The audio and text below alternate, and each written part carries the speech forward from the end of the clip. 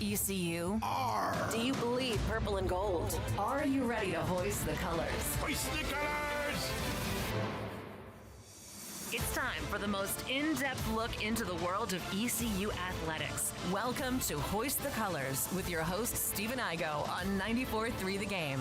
Watch the show live on Facebook and at 943thegame.com. Here's Stephen Igo. Welcome in. It is Hoist the Colors on Thursday, June 5th. Glad to have you on board the show. As always, we've got a lot to get to over the course of the next hour. Never a dull moment with Pirate Athletics, even as we sit here in mid-June. We'll continue on with our football opponent previews later in today's program as well. Chris Haymeyer, Campbell play-by-play voice, who spent some time calling ECU games, will join us to preview the Week 2 matchup against Campbell. We've got Mike Mullis, who was on the call for 94.3 The Game, along with Dylan Johnson. He will join us later in the program as well to talk baseball, where there's no shortage of storylines, thanks to a Cliff Godwin tweet. We also have another portal entry, as ECU right-hander Brad Pruitt has entered the portal. Now, I do want to clarify before we get into the deep weeds here of this text from Cliff Godwin, or this message, that the two are unrelated as far as I know. As far as Brad Pruitt entering the portal and Cliff Godwin's tweet, I'll share some thoughts on all that. But Philip Pilkington is back in the 94.3 The Game studio. Philip, how you doing on this Thursday? As this will be your last day with us too this week and until next Tuesday. So just wanted to make people aware of that. Not that you're leaving 94.3, but you're just heading off to another wedding. Yeah, it's wedding season, right? So feel like wedding crashers. I got one every weekend. But don't worry, I'm not doing that at weddings. I'm just going to a lot of them. So I'm good. I'm going to kind of enjoy my Friday, Monday off. However, Friday's the most fun show. So I think we should have flipped Bobby and had him today and then pushed our guest to tomorrow. But I think Dom will enjoy being part of the Friday show. We will have to get Dom we'll have to get Dom on the Friday show more often. I have to make sure that he's ready for this, because I feel like the producer role, the third mic role is very important for the Friday show. So if he doesn't bring it tomorrow, Philip, it's not going to be as good as usual, is what I'm trying to say. Yeah, you need to send him a text, give him a pep talk, just say, hey, make sure you watch the NBA Finals game tonight. Which actually, he's got a River Bandits game. So that's the tough thing about Dom this time of year. Yeah. It's really hard for him. On the Fridays, it's just so off the wall, no script. And because of him taking over the River Bandits duties, it kind of hinders him from paying attention to other sports sometimes. And he's really just kind of focused on the Red Sox and ECU if they're still in it. So I'm sure he can throw some MLB jabs at somebody if anything else, if nothing else. We'll make it work for sure. All right, let's get into the big news of today, which we'll talk about the Brad Pruitt portal entry. We did draft him the other day in our key returning players, so it is a loss. We'll get more into that. But Cliff Godwin, with a tweet this morning that has obviously made waves, he says, quote, "Our system is so broken," with the broken in all caps and exclamation points. "We have coaches at Power 4 schools texting our players directly who are not in the portal, and we have proof." So what is Cliff Godwin talking about here? Obviously, kind of self-explanatory, but who is he talking about? I don't know if Cliff Godwin's going to come out and name the names. I do know 100% that Austin Irby has been contacted by multiple SEC schools directly, and that is at least playing a role in these comments. Now, is Austin Irby the only player who had been contacted or has been contacted directly? I don't know the answer to that, but I know Austin Irby has gotten inquiries from SEC schools. Now, what these SEC schools will try to do is Austin's brother, Michael Irby, is in the portal. So maybe they'll try to play it off as, oh, we thought it was Austin instead of Michael. This is the type of shady stuff that goes on. But it just proves how broken the system is. I mean, Cliff Godwin is 100% right. I hope when time allows, he will call it the individual schools. I'd be shocked if he hadn't at least addressed it with either the coaches who reached out or the head coaches of the staff members who reached out. Cliff Godwin is not one to just tweet out this message without also addressing it, on his end behind the scenes. So I'm sure he has, and I don't know if ECU will try to turn it in, but this is what goes on. It happens in football. Florida, not Kevin O'Sullivan, but a Florida football coach continuously called Savone Ravel during the last offseason for ECU football. And obviously Savone ended up not going to Florida or anywhere in the SEC. He had other SEC programs as well that reached out to him directly or through his dad. And here's the other thing. You can get away with it if you reach out to a family member or if you reach out to an advisor and you say to that person, hey, send this to this person and let them know we're interested. But if you are directly messaging or calling the individual, which did happen in this instance, from a burner phone, at least on one occasion, which is hilarious to me, that's 100% illegal. That cannot happen. So I don't know what ECU will do with this, Phillip, but this stuff goes on. It goes on in football. It goes on in basketball. It goes on in baseball. And usually it's more of the secondhand, hey, I'm going to contact the old high school coach and let them know to tell Austin Irby that we're interested in him. But in this case, you've got, from what I'm hearing and what I've seen, messages directly to an individual player. And, I hope Cliff at some point calls him out on it, the teams, the coaches, but I don't know if that'll happen or not. I say for this scenario, don't hate the player, hate the game. Look, if you ain't cheating, you ain't trying. I don't blame the teams because they know they're not going to get in trouble. This is on the NCAA. The NCAA is ran by a bunch of spineless, weak people pleasers that all need to be fired. Because the reason why we're in this crapshoot with NIL and they didn't just fix the problem is because they're weak. The reason that we're in this portal craziness and tampering is because they're weak. The NCAA needs to look in the mirror and realize why schools are trying to break off from them, because they are corrupt, they are jerks, and they do not police anything. They are there to roll around in the money that is being made by these athletes and do nothing about anything that is unjust. The NCAA is corrupt. Get them out of there. Let's create our own version of the NCAA and just put all the teams in it and get a governing body who actually has a backbone. Well said. And look, I know for a fact when ECU football, to go back even further to Florida, I guess the Florida Gators just have something out for ECU because before Savone Revel, they DM'd Julius Wood. They had like an analyst on staff that DM'd ECU safety Julius Wood, trying to get him to go to Florida. Julius turned that into Mike Houston and ECU. ECU turned that into the NCAA. Guess what happened? Nothing. Nothing happened. They sent it to the NCAA. They sent it to the SEC. So, there is no punishment. There is no punishment. So, like Phillip said, these teams are going to continue to do it even if they get called out on it because nothing is happening. Nobody's getting violations. There's no punishment for any of this. And, again, this was an instance of a direct contact. ECU, I know for a fact, recorded the entire phone conversation when Florida and other SEC schools were trying to get Savone Revel into the portal.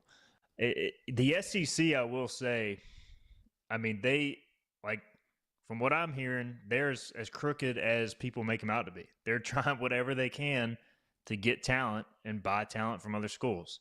Some comments here from the YouTube page. Lane Smith says the NCAA won't do a thing. They probably want these teams doing this. It makes them money if the rich stay rich.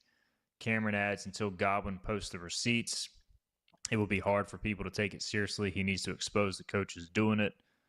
And he says he's tuned in from Estes Park in Colorado. John Moody says, I wish Cliff would post the text and start naming coaches in schools that are poaching players. Why is that such a stigma? Name them. And then we have some comments on Facebook as well. Brad says, I hope John Gilbert raises hell about this. Jim Taunton says, go Cliff. Graham Till says the NCAA is doing nothing about Sully and they'll continue to do nothing. It's beyond pathetic. There's advisors in place for a reason. So where do you come down, Phillip, on the Cliff Godwin needs to release the names? Because coaching is an interesting fraternity. I don't know if you don't want to go down that path because then people could start releasing receipts on you. Not saying Cliff's done any of this, but this is just some of the conversation that people have. Why not just go ahead and name, hey, School X, Coach X is trying to text our player? If you got nothing to hide, you got nothing to fear. And I don't think our team has done anything wrong. I don't think our coaching staff does anything wrong.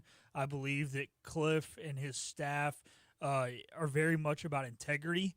And with that being said, I would screenshot the messages. I would not add the number to my contacts so that the phone number is out there of the coach who was cheating and say, this is so-and-so's number. And then let them have it. So if it's, I don't care if it's some big-name coach who, you know how the world is when you become a celebrity. You don't want your number out there to everybody to see. Obviously, it doesn't matter if little-known people, everybody's number gets out there. I mean, nobody's going to text and bother me. But, or, the coach of a D2 school. But, yeah, if there's a coach of an SEC school, screenshot it, send it out there, and say, hey, look, tag the guy in its Twitter handle or write his name out and say this is his phone number. The NCAA can confirm it because I'm sure they have the guy's phone number, and say this is what message he sent to the player, because then you can't be saying that you were forging anything. We could go out there and, I could rig it and have you text me, hey, jump in the portal, and then I can change your contact in my phone to, the head coach's name at X school and make it look like it's a lie. No, leave the phone number up there as the instead of a contact info. Now, I do know that one of the schools that contacted Austin Irby, per my sources, used a burner phone. So that's the other side of it too. Is that these schools, a lot of coaches do have burner phones. Maybe that can be traced back as well. I don't know. It's somebody issued that phone number.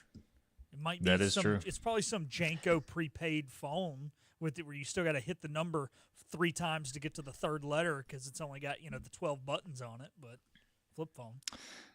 Crazy world of college athletics we are in right now. We've got another comment from Brian on Facebook. Says the social media and the court of public opinion is way stronger than the NCAA. Release the names. Next time I talk to Cliff Godwin, we will ask him if he's willing to release the names if he hasn't before then. So we'll see. We'll have more on this story. Brad Pruitt enters the portal. Philip, I was looking at our draft the other day of the top ECU players the Pirates would like to retain from their core. We picked Pruitt, I believe, number 8 on our list. Yep, 8th on our list, and he was the 3rd pitcher taken behind Ethan Norby and Sean Jenkins. So definitely a loss. I will say this, he did not have a good regional at all. He looked very unsure of himself out there. And there were times during the year he was not good. It was like you would almost flip a coin. You either got great Brad Pruitt or poor Brad Pruitt. But he still was a guy who was pitching in these moments for the first time as a sophomore. He is draft eligible. You wonder how much that is going to this decision. I'm sure he's got an advisor. Good stuff, really good slider, fastball up to 95. If he could find consistency with his command, he could be really good. He's definitely an arm you want back. But just listening and hearing things around the program, I'm not surprised he left. I think, mentality maybe didn't 100% match up with ECU, but certainly an arm you don't want to lose, and that's something else you got to go find this offseason. Yeah, the tough part is it's a depth piece arm, and, we did not rank the pitchers extremely high on this list because we were looking at the player as an individual, as I think we should have for our list, but the quantity of arms that you need in order to be successful in any level of baseball is a high number, and that's the frustrating part, I think, about losing a pitcher that, yes, maybe he wasn't the best on the team, but a guy that overall you trusted for the most part. Yeah, he had a bad regional, but let's go back to 2004 in the ALCS and how bad Pedro Martinez got shelled by the Yankees twice. Are you going to judge Pedro's entire career on one championship series? Absolutely not. He's a Hall of Fame arm. Not saying that Brad Pruitt's a Hall of Fame arm, but I'm not willing to judge Brad Pruitt on one weekend of his career. We'll see where he ends up. By my count, he's the 14th player to enter the portal, but really a second significant loss. Lance Williams also entering as another significant pitcher loss. All right, we'll get a break in. When we come back, we'll switch gears. We'll have more baseball later, but we're going to catch up with Chris Haymeyer, play-by-play voice for Campbell. We previewed NC State earlier this week, the season opener there. The Pirates will have their home opener against Campbell the following week, so we'll get a look at the Campbell Fighting Camels on the other side. This is Hoist the Colors on a Thursday. The team of Flatlands Jessup is working overtime to help ensure that Eastern North Carolinians like you get the health insurance help you need this open enrollment period. New legislation passed meaning more people than ever qualify for affordable coverage. Let us help you today. Are you ready to tackle those yard and garden projects? Come by East Carolina Tractor and Fleet, your local Coyote dealer, and check out their great selection of residential and commercial Coyote tractors. From zero-turn mowers to compact tractors to skid steer loaders, they've got you covered. Some with 0% financing for qualified buyers. Stop by your hometown Coyote dealer, East Carolina Tractor and Fleet, across from the Pitt County Fairgrounds, or online at ectfleet.com. East Carolina Tractor and Fleet. We dig dirt. Tax credits are back. Get a 30% tax credit, up to $2,000 off your new Mitsubishi electric heat pump install. Let Comfort Master help you take advantage of the tax credits with a qualifying Mitsubishi electric ducted heat pump or non-ducted Mitsubishi electric mini splits. Mitsubishi electric mini splits are ideal for bonus rooms, garages, or sunrooms. If you need a new HVAC unit, call Comfort Master today. Call Comfort Master. Call Comfort Master. At Parker's Barbecue, our family has been serving your family for 3 generations. For that, we say thank you. Blessing families every Thursday. Kids eat free all day. That's the Parker's way. Legendary food served from our 3 locations. Always quick, always delicious. That's the Parker's way. At Parker's, our mission is to impact our customers through Christ-like service in a way that feeds them both physically and spiritually. That is the Parker's way. You know what the problem is with standard belts? Usually you have to choose between too tight or the opposite, too loose. But with Anson Belt and Buckle, you don't have to choose. We got rid of the holes and instead have a track system designed for micro adjustability. That way you can enjoy a perfect fit every time. Anson Belt and Buckle. Find your perfect fit today.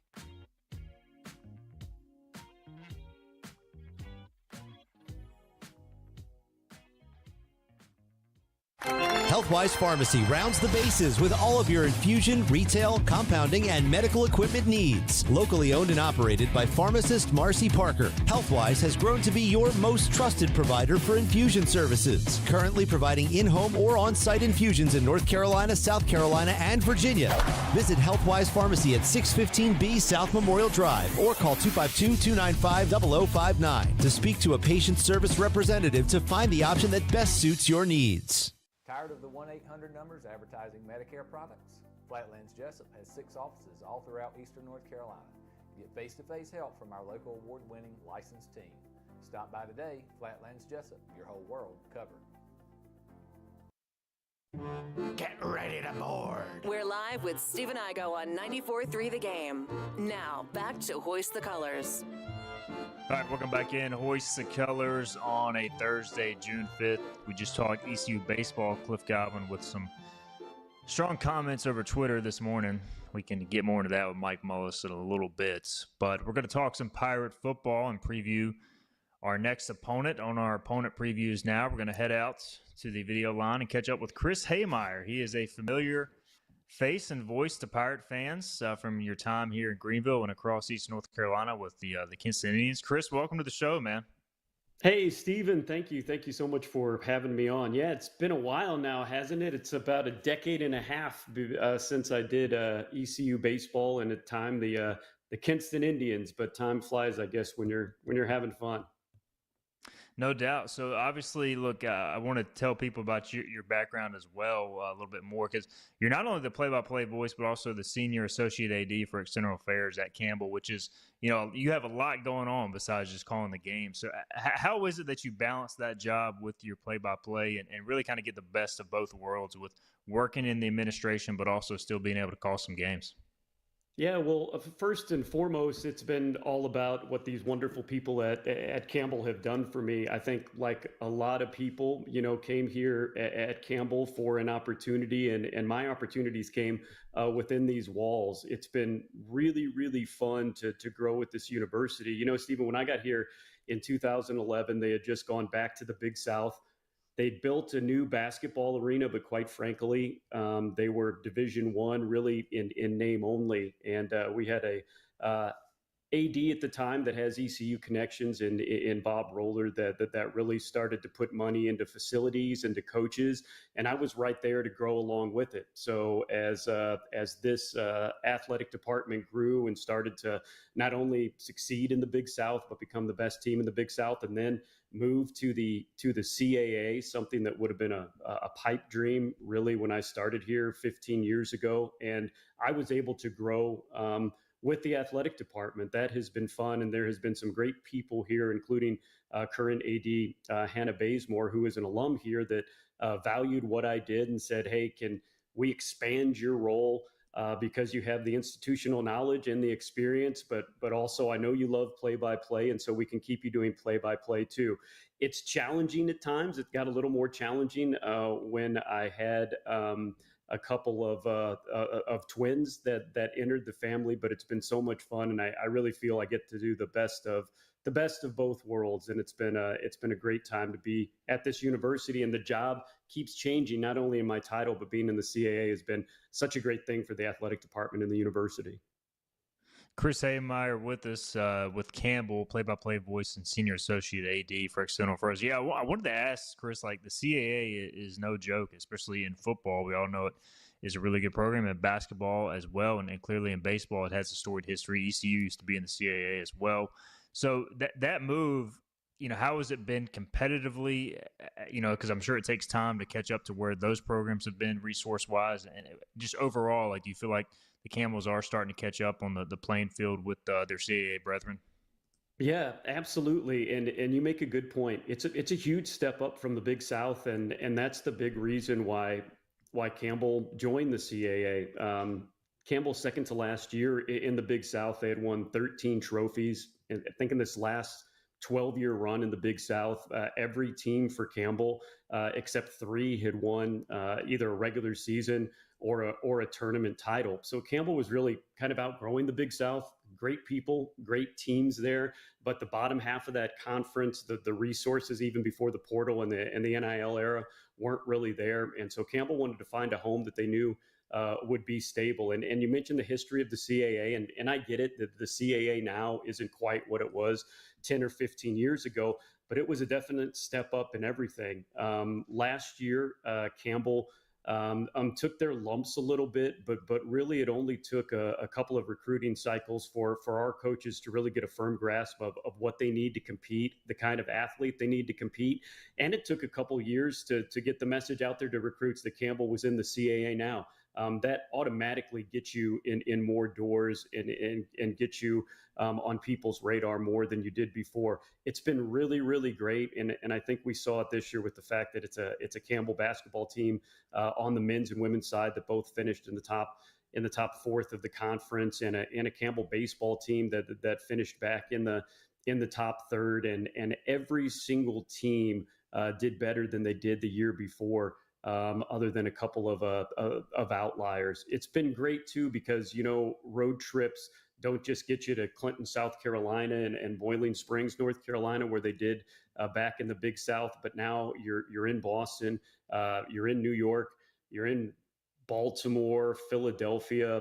The footprints really expands, and that's something that's helped our recruiting, because not only is the competition better, but you're going to places where Campbell hasn't been anymore. So it's a really good fit. It's been really, really fun, and it's really been such an amazing ride to go along with this athletic department to get all the way to the CAA. So the Pirates and Camels will meet on September 6th. It'll be in Dowdy-Ficklen Stadium. These two teams just met a few years ago in 22. Then Mike Minter was the head coach. Now it's Braxton Harris going into year 2. Camels went 3-9 last year. Year 2 for Coach Harris, where have you seen maybe him grow, or where does he expect this program to grow going into his second year? Yeah, he's expecting this program to grow a lot. With Mike Minter resigning, he resigned late in the coaching cycle process. It happened at about mid-December. Braxton Harris, who was his associate head coach and head recruiter for the 2 years prior, he jumped and was the first phone call not only that this university made, but he called us when the job came open. But with the late resignation of Minter, he didn't get here on campus until the first week in January. Was way behind and did a good job of putting together a squad. One of those 3 wins last year was against top 25 in the FCS ranked Western Carolina, who's on the schedule again this year. But he rolled a lot of guys out there that hadn't even done spring ball with him.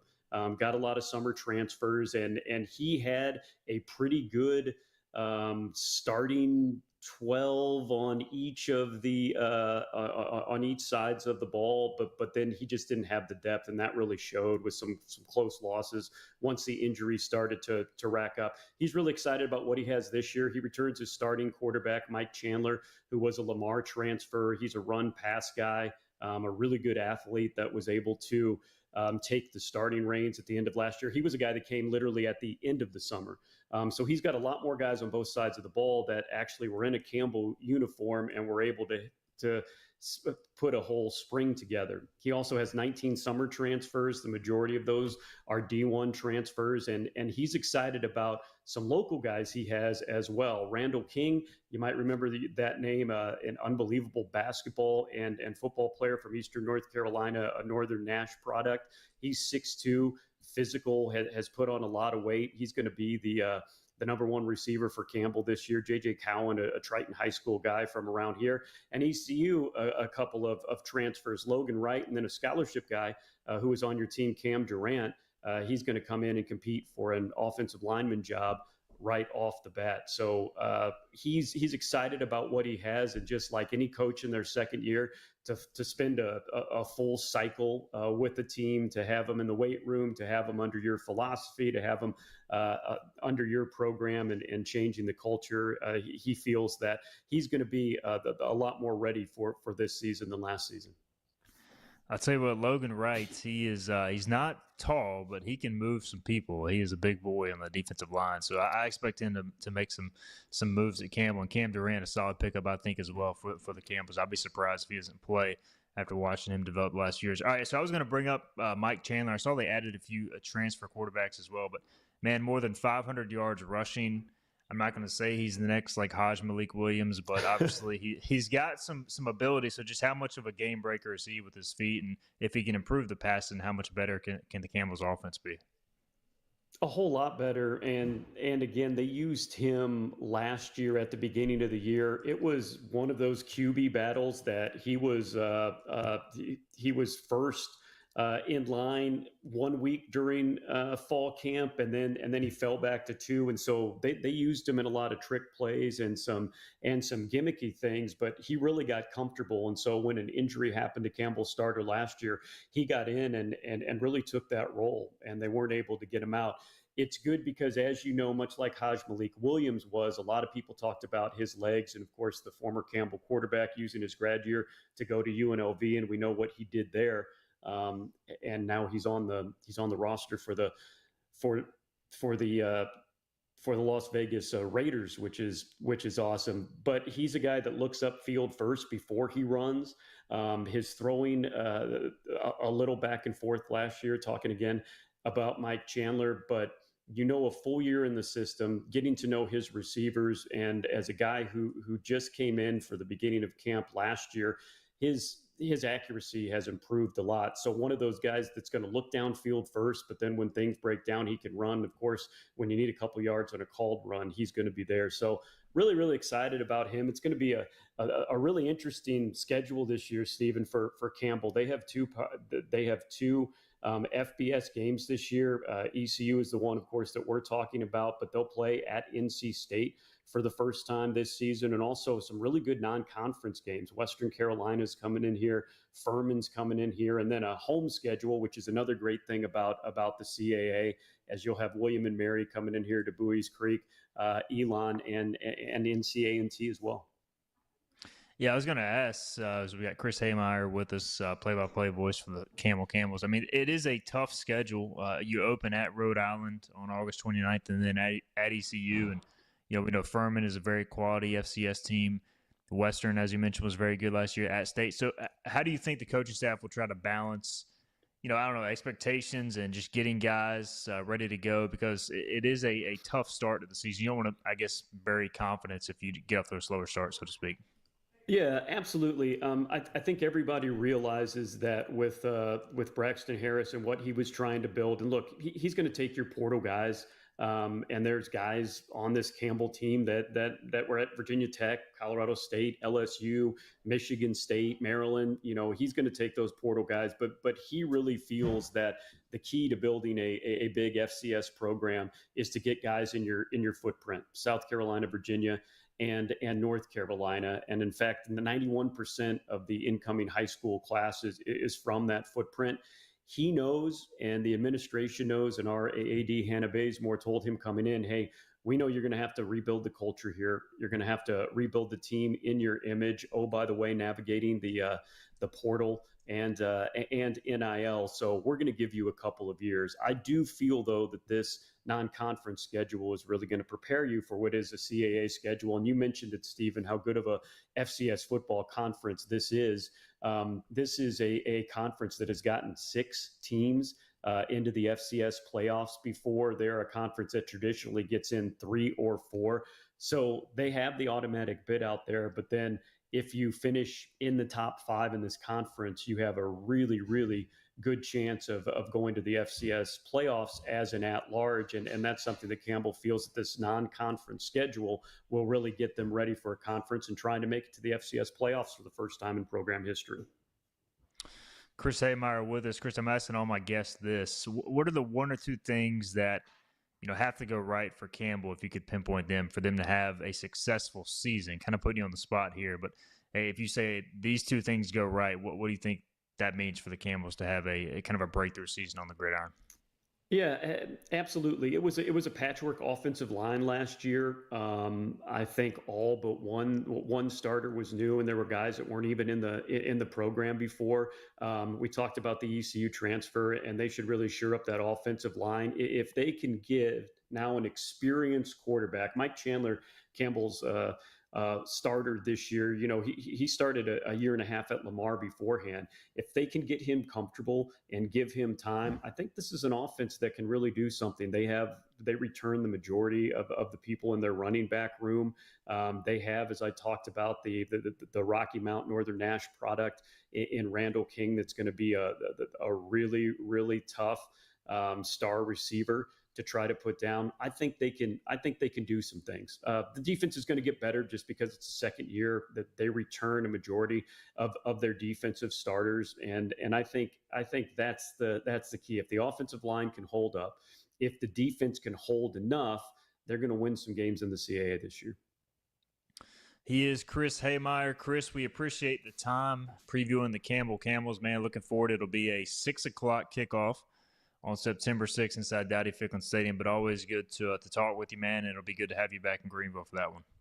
Definitely, Stephen, anytime. And I just want to let you guys know, listening to the first part of the show, I'm going to tell all my Campbell people not to tamper with any of your ECU current student athletes because my goodness, you guys, it sounds like you guys are going to go and track these numbers down of these coaches that are doing it. So I will spread the word down here, and we are staying away from the purple and gold student athletes. But I can't wait to come up and see you guys and the rest of Pirate Nation coming up here in September. Hey, I've got the screenshots. I can verify that Campbell was not on the sending list. But hey, I'm sure they deal with it too, man. Especially with the success they've had in baseball. It's a crazy world out there, Chris. I'm sure FCS schools have to deal with that even more in football as well.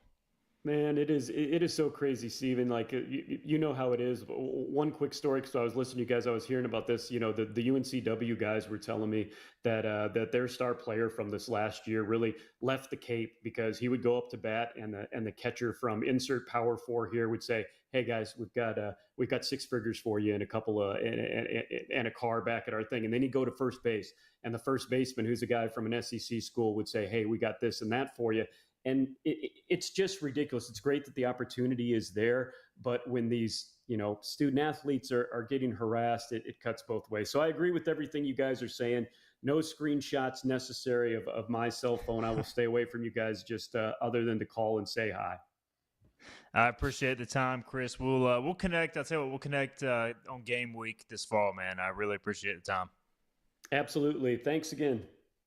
He is Chris Haymeyer with the Campbell Fighting Camels. We'll get a break in. We'll come back. We'll connect with Mike Mullis. He was on the call in Conway. We'll get his take on all the madness, Cliff Godwin's tweet, Kevin O'Sullivan's situation, and more. This is Hoist the Colors on Thursday. Hey, it's Jim Wells again with Wells Roofing and Gutters here in the beautiful community of Lindale, Bedford. At Wells Roofing and Gutters, we believe in quality first, and that's why we use CertainTeed shingles, which are manufactured in Oxford, North Carolina, a local company. In the event you ever do have a claim or a problem with your roof system, they're local and they come and take care of us in a timely manner.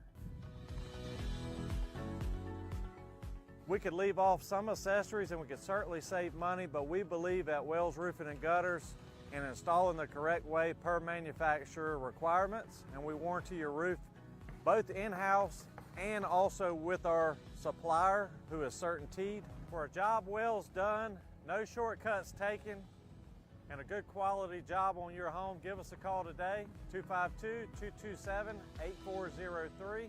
We also offer financing, 12 months, no interest, no payments. This is about you, your family, and the health of all who live in Eastern North Carolina. This is about the transformation of a health system into something more powerful and more human, about creating new ways to treat disease and keep you well. This is about ECU Health, which is to say, it's really all about you. ECU Health. Minds, hearts, purpose. You have a choice when you invest in insurance, and when you choose First State Insurance Advisors, you're working with people you can trust. Clark Stallings has deep ties in the community. His team, including Keaton Smith, Regina Asby, Phil Leyva, Max Joyner Jr., Max Joyner III, and Ginger Smith, provides knowledgeable and professional advice. First State Insurance Advisors is an independent insurance agency. They offer all types of personal insurance as well as various types for business. Call or email First State Insurance Advisors today. We want to be your trusted choice agency.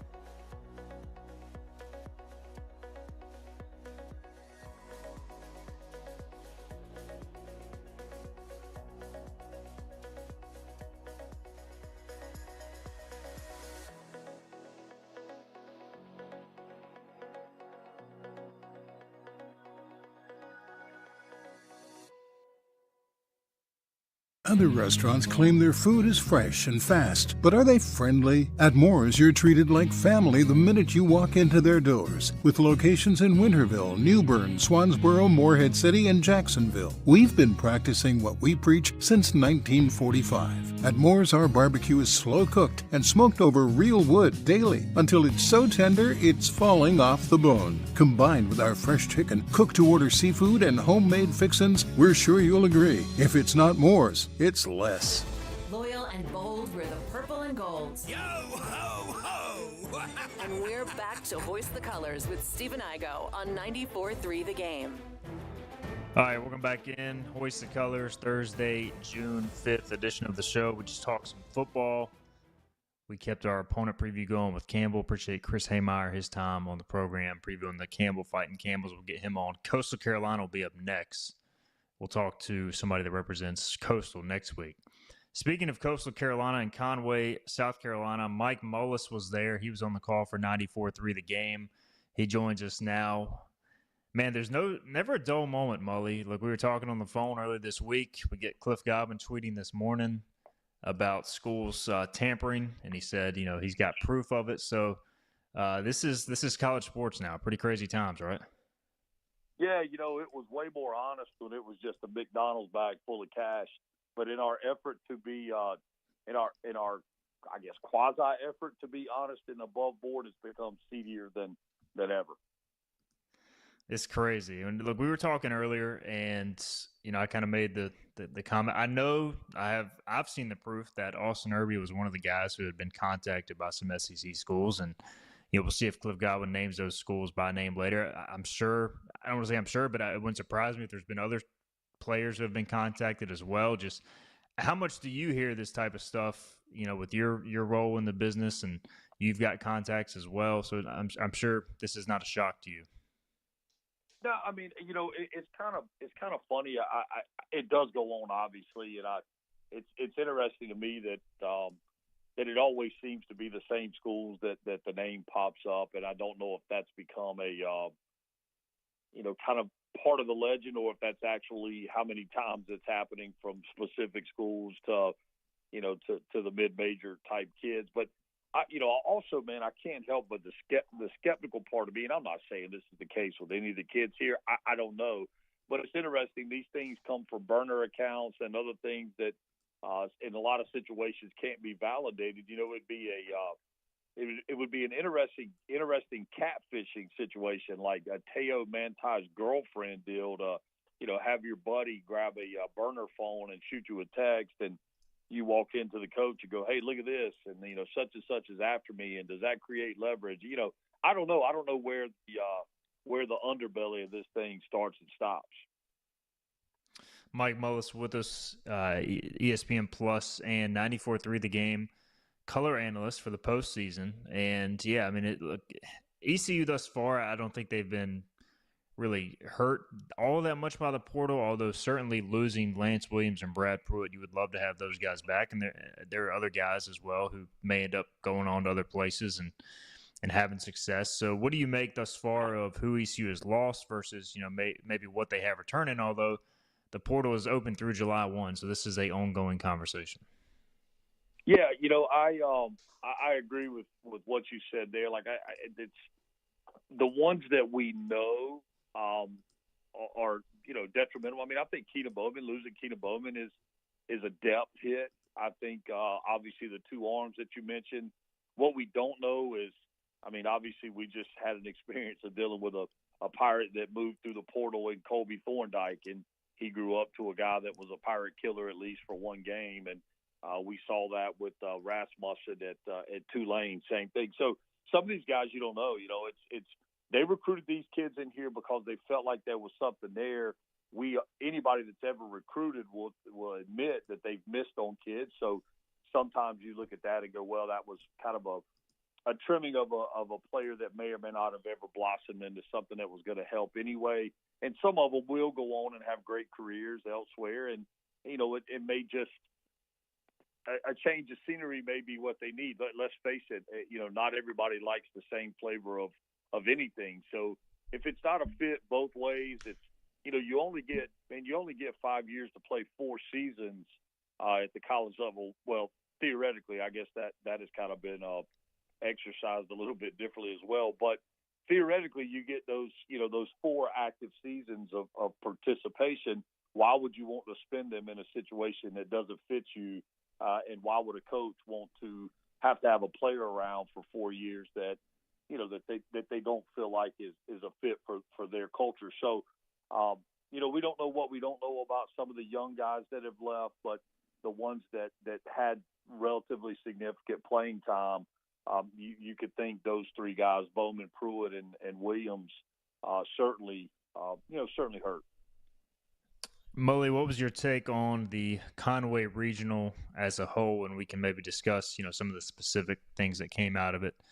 Just, being there, being on the call, part of the atmosphere and really, not that we didn't give ECU a chance versus Florida. We all knew they could win, but to beat them the way they did twice was pretty shocking, and obviously Coastal emerging as the favorite. What stood out to you the most from the storylines of the weekend?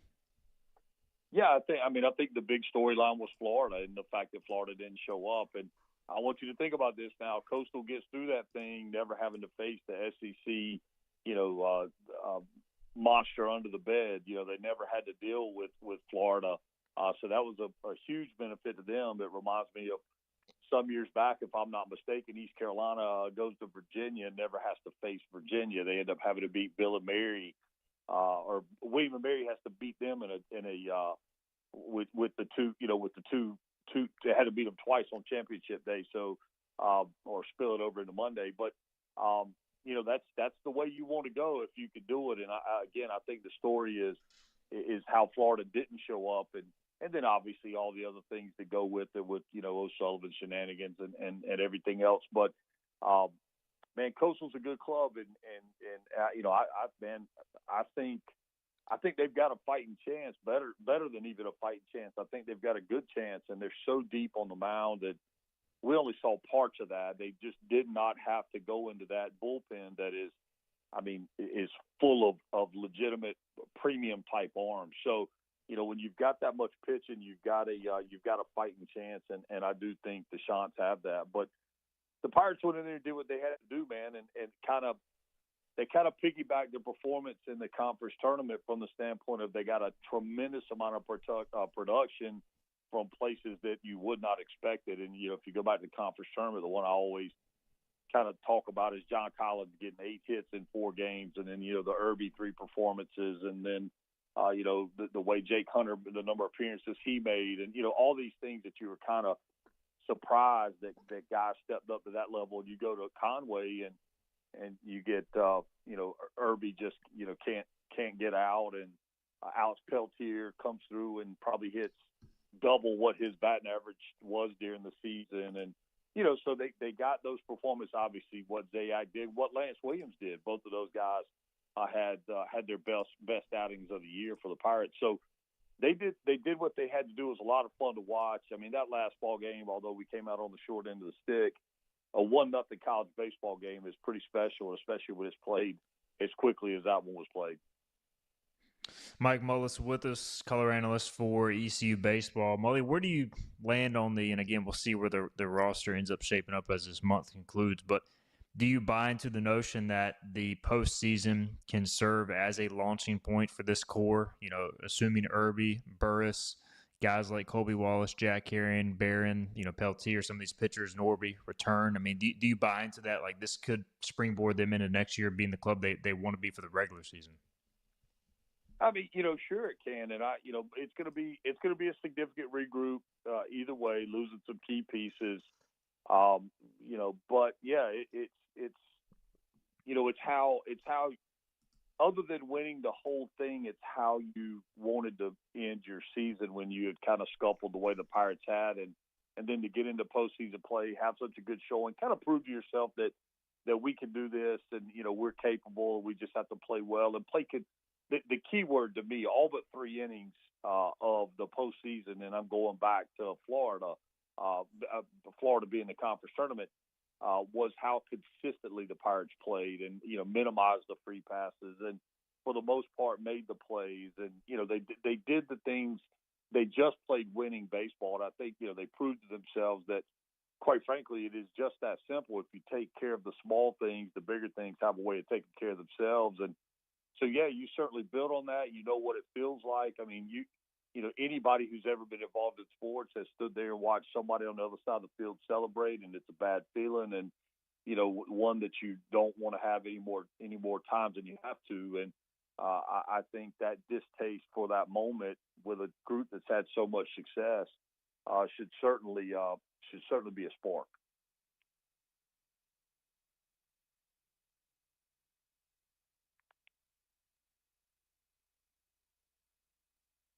What happened? My question is, what are the repercussions of this? Like, I've heard they met on a potential suspension. Nothing's been announced yet from the NCAA, but does this damage the Florida program at all? Does it not matter long term? Like, what is the fallout from this? I feel like there has to be at least some sort of damage done.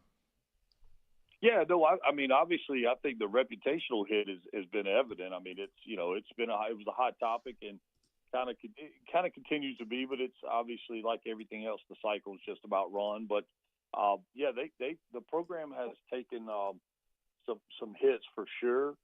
It still is Florida baseball, and it still is all it is, the SEC and the history that Florida athletics has. But I don't imagine Tim Tebow's real proud.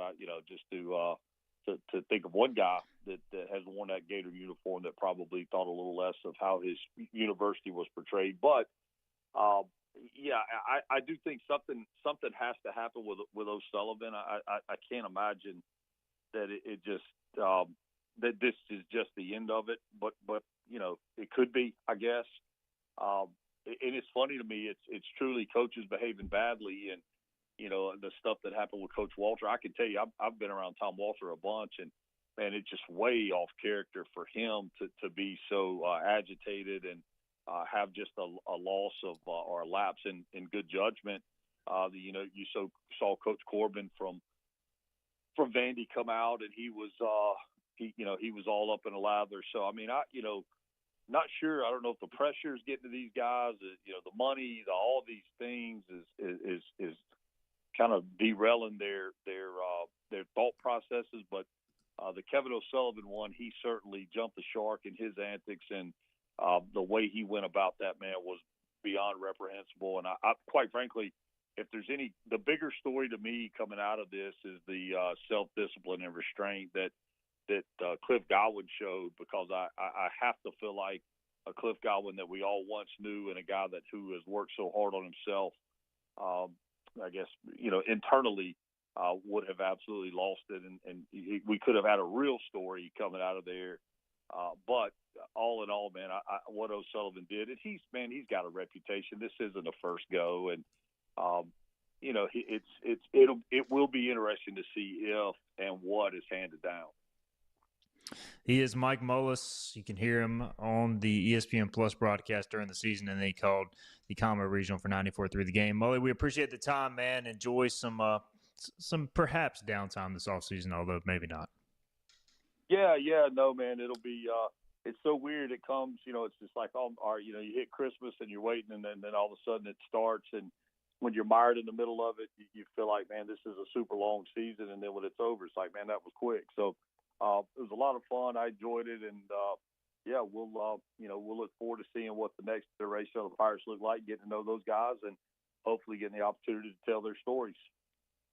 No doubt. Mully, appreciate it, man. Talk to you soon, buddy. He is Mike Mullis. Appreciate his insights as always. We'll get our final break in. We'll come back and wrap up the show after this. Hi, I'm D.R. Alligood. And I'm his daughter, Jessica. For 11 years, we have built quality driveways and parking lots for both your residential and commercial needs. We also offer free on-site quotes to have your custom driveways built the way you want. 252-946-1227. Your roof is a vital part of protecting your home and family from dangerous storms and hurricanes. At Assist Roofing, we install and maintain metal roofing that provides precise protection. Add value to your home while lowering utility costs with a fortified roof to last a lifetime. With 0% financing, grants, and Energy Star Green Roofing tax credit available. Call us to schedule a free consultation so you can weather any storm with confidence.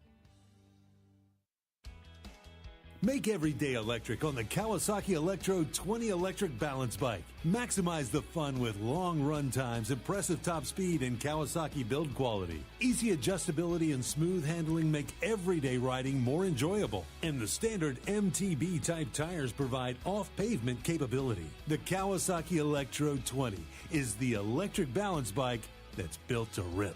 Go to Ron Ayers Motorsports, Memorial Drive north of the airport, Greenville.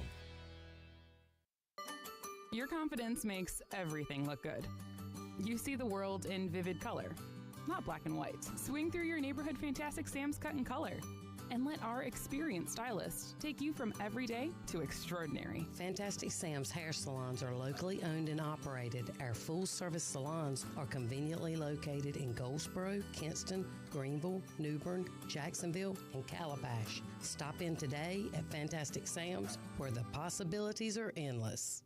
If you are interested in living longer and living stronger, Eastern Physical and Lifestyle Medicine is accepting new patients for a limited time. Finding a caring physician can be a challenge. Dr. Billy Smith is board certified in physical medicine and lifestyle medicine and has been practicing in the area for many years. Call for an appointment now to Eastern Physical and Lifestyle Medicine, 252-364-1108 in Greenville. That number again is 252-364-1108. Looking for a great deal on a new Nissan? At Greenville Nissan, we've got a great selection of new Nissans for under $30,000. The stylish Nissan Sentra, offering top-notch fuel economy. The Nissan Altima, known for its comfort and technology.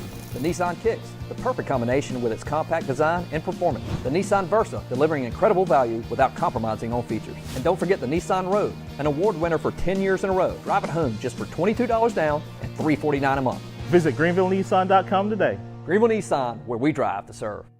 Hi, I'm D.R. Alligood. And I'm his daughter, Jessica. For 11 years, we have built quality driveways and parking lots for both your residential and commercial needs.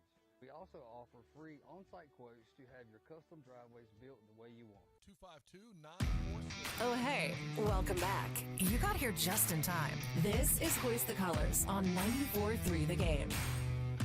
All right, welcome back into the show.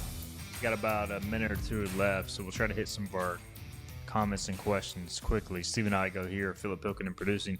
All right, Lane Smith says, what's the reality of keeping Ethan Norby, Braden Burris, and Austin Irby?